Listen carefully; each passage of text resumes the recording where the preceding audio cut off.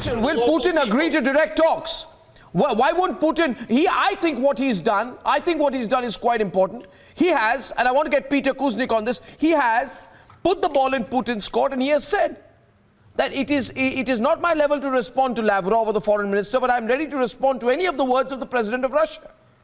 So it's Putin. Putin must give the world a reason now why he won't come on the table. I want to go across to. I think the ball is firmly in Putin's court, and Nikita, you're not being able to handle it, because here is the president of Ukraine saying, I'm happy to sit across with Putin. How can Putin avoid it? He has to give a reason. He has no reason. And Zelenskyy has very candidly said, he has said, I'm ready to talk about the territory of Ukraine, Crimea and Donbass.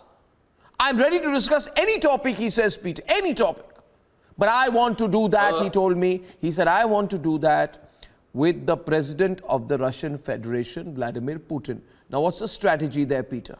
It's not an unthought statement. Obviously, there's a strategy behind this somewhere. Zelenskyy, will you give me a chance to answer? Okay, no, you will not give me a chance.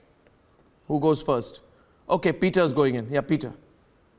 Zelenskyy understands that the only way to end this war is by talking directly with Putin.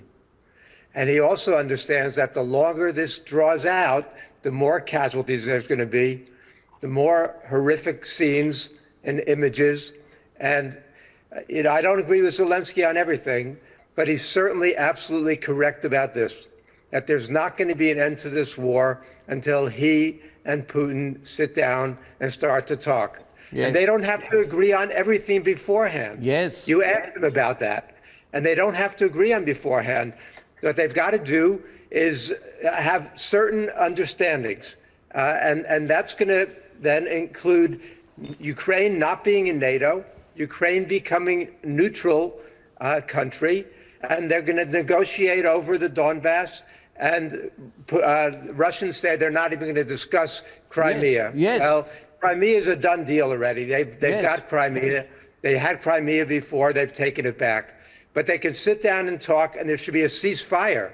Because as soon as there's a ceasefire, then the killing stops. Yep. And then the bombing stops. Yes. And then they can work out the disagreements. In fact, Peter, I was quite, I'll tell you, to be very honest, I was quite taken aback when I asked him that question with his reply.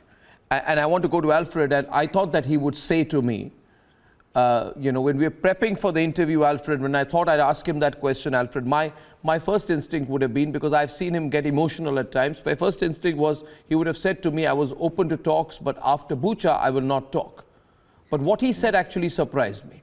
He said, Alfred, that there is opposition to talking now within Ukraine, but I want to talk. I thought that was quite statesmanlike. He admitted to me very candidly that there is anger in Ukraine, especially that anger is more post-Bucha. But he still said that that is the only way to end the war. I thought that was a very well thought out statement from him. And I don't think that's an American prompted statement. He seemed to be speaking very much on his own. What did you think of that?